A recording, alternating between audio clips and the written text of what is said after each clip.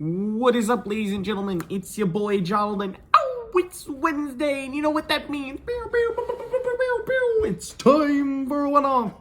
Okay, making this quick because it's Thanksgiving week. So for those of you Americans, I really don't think I have a big enough demographic to say those of you non-Americans, but maybe the channel will blow up someday. Those of you Americans, it's busy. So this one is really short. Next week's is going to be short as well because I'm working my real job.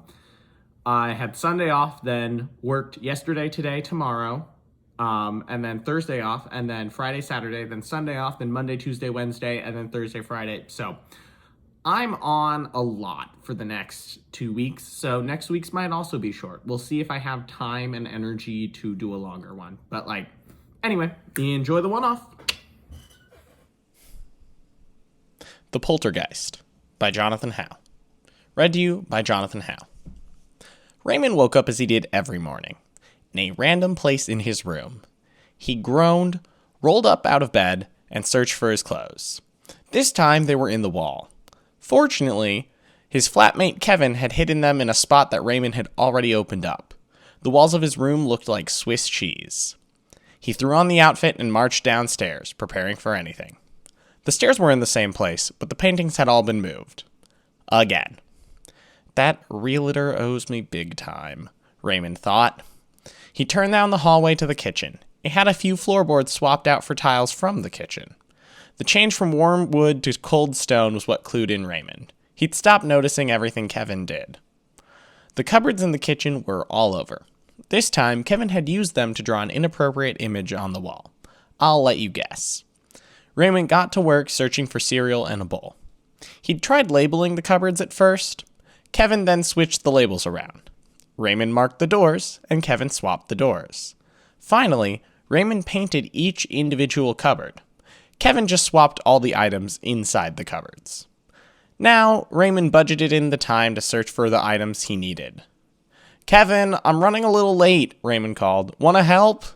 Kevin entered the kitchen with a snicker. "No, not really," he said. "This is way more fun."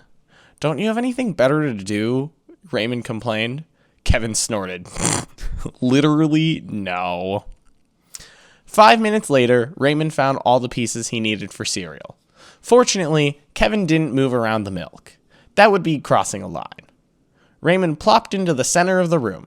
He didn't have time to look for the table or a chair. Kevin sat across from him. "You know, today's a special day," Kevin said, while Raymond ate. "What?" Raymond asked around a mouthful. "It's binding day," Kevin explained. "Right," Raymond said with a nod. "How many years has it been?" 100. "Ooh, big year." Raymond took another bite and chewed thoughtfully. If he remembered correctly, Kevin was bound to the house for 200 years. "So, halfway?" "Yup, and today I did something special," Kevin said with a wicked grin. Raymond rolled his eyes. He did not like Kevin's definition of special. "Well, no point in wasting time. Let's go see," Raymond said. He put his empty bowl in the sink, which was in a new spot as always. He walked around the bottom floor looking for the big surprise. Everything was relatively calm for Kevin's standards. Too calm, in fact. Raymond hadn't seen this level of untouched in almost 6 months. "What did you—" Raymond's words died in his throat. He'd taken a glance out the window. Kevin giggled. "You didn't." Raymond opened the front door and stepped out, slack-jawed and silent. Surrounding his house was a large, open field. Behind it, a pair of large footsteps led up to the place the house sat now. "Kevin, what am I supposed to tell my boss?" Raymond asked, incredulous. He looked around in shock and confusion. "If I can even find my way back?" He had no idea where he was. Kevin, still in the house, was openly laughing. "Tell him the truth," he yelled. "That your house grew legs and walked away."